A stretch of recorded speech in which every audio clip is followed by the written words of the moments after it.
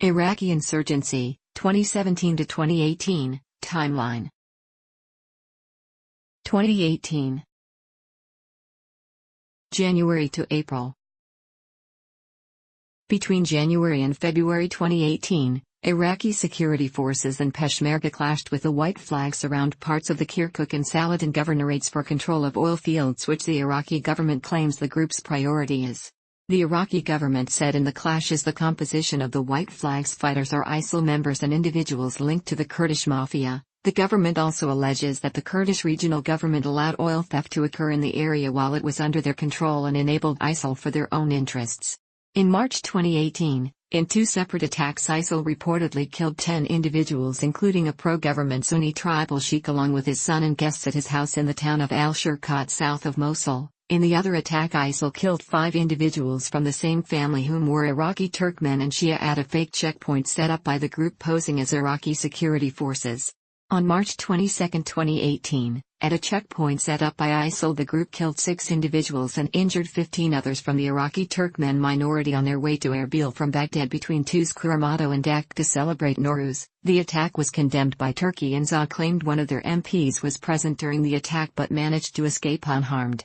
On April 2, 2018, in an operation around Tuzkuramato and Kirkuk against ISIL and the White Flags, a Popular Mobilization Forces Major General named Ali Khalifa was killed.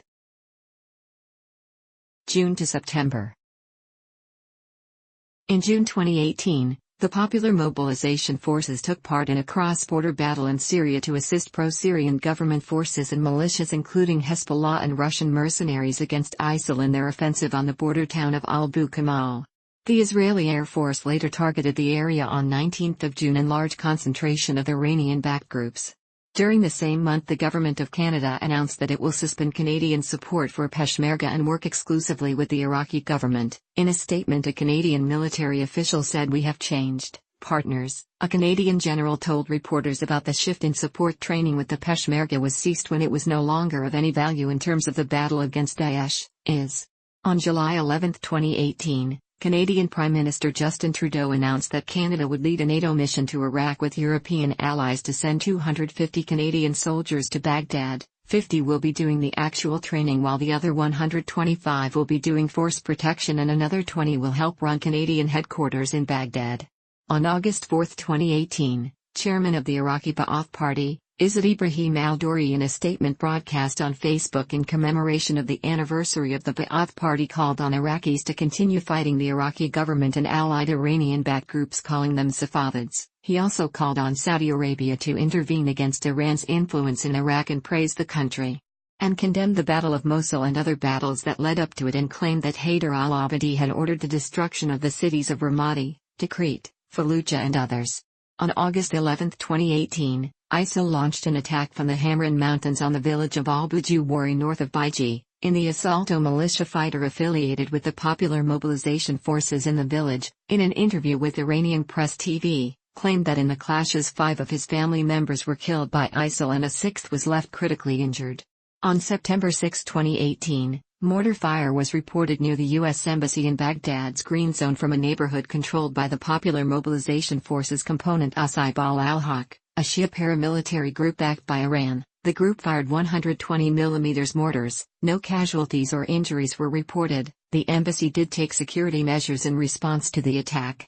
On September 26, 2018, an Iraqi commander with the Popular Mobilization Forces 21st Brigade survived an ISIL assassination attempt that included the use of a roadside ID in the Mutabiyah region of Saladin. While he did survive, 3 of his guard were reported wounded. ISIL reportedly continues to carry out sporadic clashes, with its campaign being compared to the one they carried out in 2013, eventually leading to the 2014 civil war.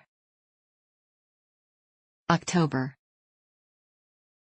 On October 1, 2018, a roadside bomb planted by ISIL in the Kirkuk governorate near Hawija killed an Iraqi police officer and wounded 2 others. On the same day, ISIL published photos of a night raid in the village of Dak, in the southern part of the Kirkuk governorate, showing fighters burning down the house of the village elder cooperating with the Iraqi government. ISIL also carried out a series of attacks targeting electrical facilities to sabotage the electrical grid to cut off electricity for the Iraqi military and allied forces around Kirkuk. ISIL fighters also planted explosives around several transmission towers, The destruction of the towers caused several blackouts in Hawija and Kirkuk. On October 3, 2018, the government of Germany announced a planned extension of its military involvement in Iraq for 1 year to combat ISIL but will end air reconnaissance missions by October 31, 2019. On the same day, unknown gunmen believed to be ISIL killed an individual by driving up to them in a car and opening fire. The targeted individual reportedly died on the spot as a result of the gunshot wounds. On October 4, 2018, an operation against ISIL was started by the Iraqi military along with the military forces of France and the United States under the CJTF-OIR coalition in the Anbar governorate around the city of Qom and the Syrian border, where ISIL continues to operate and maintain a strong and large presence. During the operation, ISIL claimed to thwart an American-led assault near the Syrian border and also claimed to have killed 3 U.S. soldiers and wounded 4 others in the clashes. The U.S. military has not confirmed or denied the claimed losses. On October 5, 2018,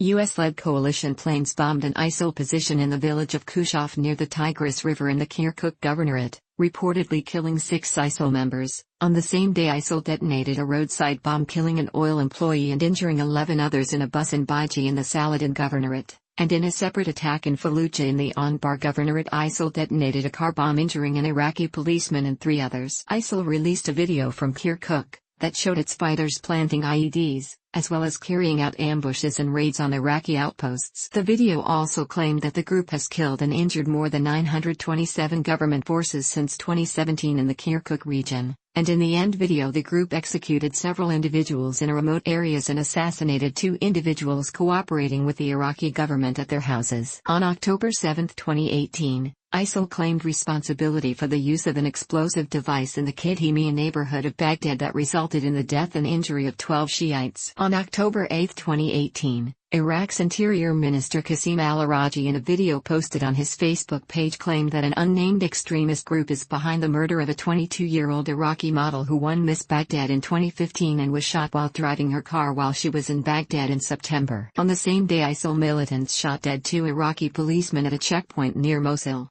and fled the scene afterwards. On October 9, 2018, 4 Popular Mobilization Forces militia fighters were killed in an attack by ISIL in the Hit district of the Anbar governorate. On October 10, 2018, at least 10 Iraqi security forces were killed when ISIL insurgents attacked a gas field on the western part of the Anbar province. On October 16, 2018, an Iraqi policeman was killed while 2 others were injured fighting with ISIL in western Kirkuk. On the same day, Iraqi federal forces detained a Kurdish reporter covering news about strikes in Tuz Kurmato, an anniversary of the Iraqi takeover of Kirkuk. On October 17, 2018, an unofficial ISIL-linked media outlet claimed the death of 6 Badr organization militia fighters in Diyala as the result of ISIL-ID. On October 20, 2018, an explosive device went off at a mosque in the Zubair district of Basra. No group has claimed responsibility, nor were any casualties or injuries reported. On October 23, 2018, a car bomb went off in the Kayara district of Mosul, killing 6 individuals and leaving 30 injured. No group has claimed responsibility for the bombing.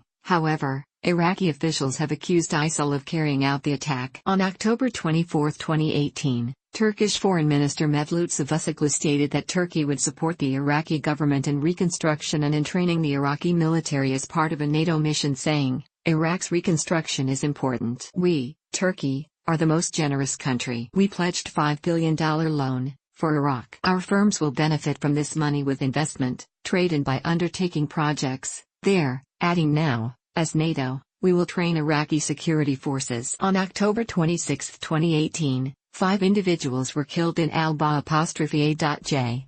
in the Nineveh governorate west of Mosul after being abducted by ISIL for cooperating with the Iraqi military by gathering information about the group. On October 28, 2018, South Korea sent a shipment of 6 KT-50 Golden Eagle fighter jets. The Iraqi Ministry of Defense said this was the 3rd shipment of fighters jets provided by South Korea. On the same day, the Iraqi military accidentally shelled the village in the Diyala governorate where ISIL was thought to be present but wasn't. No casualties were reported. This is reportedly the 2nd such incident in the month of October, with the last incident happening days before. On October 29, 2018, in response to a successful counterattack by ISIL against the Syrian Democratic Forces along the Iraqi-Syrian border, the Iraqi government deployed PMU militiamen along the border to reinforce sensitive positions in fears of a potential ISIL cross-border infiltration. On the same day, Italy announced a planned end to military operations in Iraq in support of both the Kurdistan Regional Government and Iraqi government by the spring of 2019. On October 30, 2018, 2 Shiite pilgrims were killed and another injured in an ISIL attack on an Arbaeen celebration in the town of Khanaqin in the Diyala Governorate. After the explosion, police reportedly attempted to defuse a device. On October 31, 2018, a man was killed and his son were injured in a suspected ISIL attack near a shrine in the town of Makmur, Iraq. November. On November 1, 2018, a landmine struck a vehicle of a governor near Baiji. 2 of his bodyguards were injured while the governor escaped unscathed. Also that day, a bomb targeting a military patrol exploded in West Mosul, killing a soldier and injuring at least 7 more. ISIL was most likely behind the attack. On the same day, clashes occurred between Arab and Kurdish farmers in Dak due to Arab farmers asking Kurdish farmers to leave the area, while the Kurdish claimed the area was theirs. On November 2, 2018, ISIL claimed to have killed a French soldier via the Iraqi agency whom was cooperating with Peshmerga in a combined operation in the village of Balkana in the Tuz Kuramado district of the Kirkuk Governorate. ISIL published the claims in Arabic and French. The French military denied the claim via Twitter. On the same day, ISIL began attempts to infiltrate Iraq from Syria in Rabia sub-district 130 kilometers west of Mosul. In the clashes, 4 Iraqi soldiers were killed and 2 ISIL fighters were killed near Iraqi border. On November 4, 2018, a series of bombings struck several different areas in the capital of Iraq, Baghdad, killing at least 7 people and injuring an additional 14. ISIL claimed responsibility for the bombings. On November 8, 2018, a car bomb exploded near a restaurant in the Iraqi city of Mosul, killing at least 4 people and injuring 12 according to Iraqi officials. ISIL was most likely behind the attack. On November 9, 2018, 3 civilians were killed in an armed attack by ISIL in a village located near southern Mosul. On November 11, 2018, 9 people including 8 civilians and 1 tribal fighter were killed when ISIL attacked a house of a fighter of the Tribal Mobilization Forces near the Al-Karma area in Iraq.